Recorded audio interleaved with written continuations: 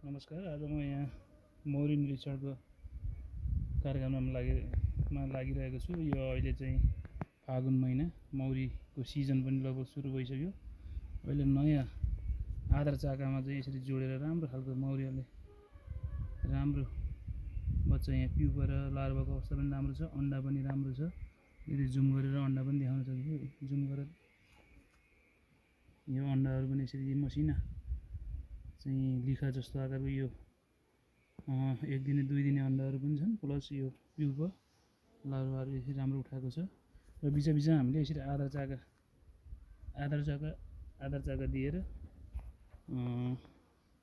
मौरीहरूलाई चाहिँ यसरी राख्न सकिन्छ। यो जाडो महिना हो, जाडो महिनाको लगभग समाप्ति, जाडो महिनाको समाप्तिसँगै अब यो मौरीको सिजन हुनाले सम्पूर्ण कार्यहरूलाई यसरी नै घरको यो पनि राम्रो, कस्तो राम्रो ब्रुडहरू छ यसमा, बच्चाहरू टनक्कै छ। काम अति नै राम्रो भइरहेको देख्न सकिन्छ। हेर्नु यो बच्चाहरू, यो टालेको प्युपा अवस्थाको केही दिन पछाडि निक्लिने मौरीहरू हुन्। यो अति नै राम्रो ब्रुड रहेछ। यसरी हामीले हेर्नु देखिन्छ कि कतै हेर्ने प्रयासमा छु म।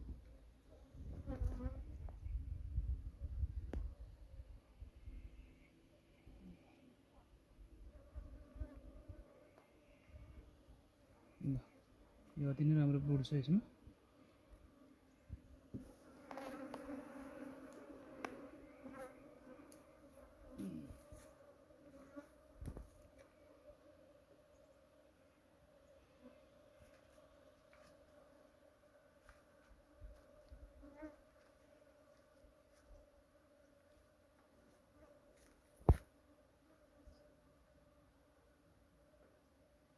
हामीले यसरी एउटा कपडाको सहायताले मौरी रिसाएको खण्डमा यसरी चाहिँ राखेको फ्रेमहरूलाई ढाक्न सकिन्छ। मौरीलाई केही शान्त पार्न सकिन्छ यसरी।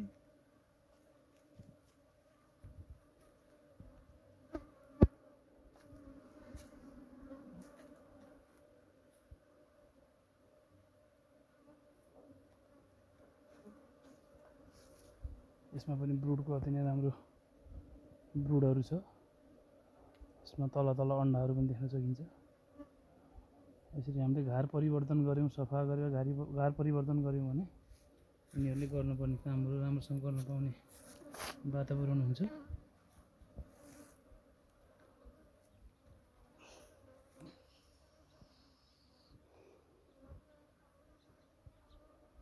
भारी कोषहरू पनि देख्न सकिन्छ।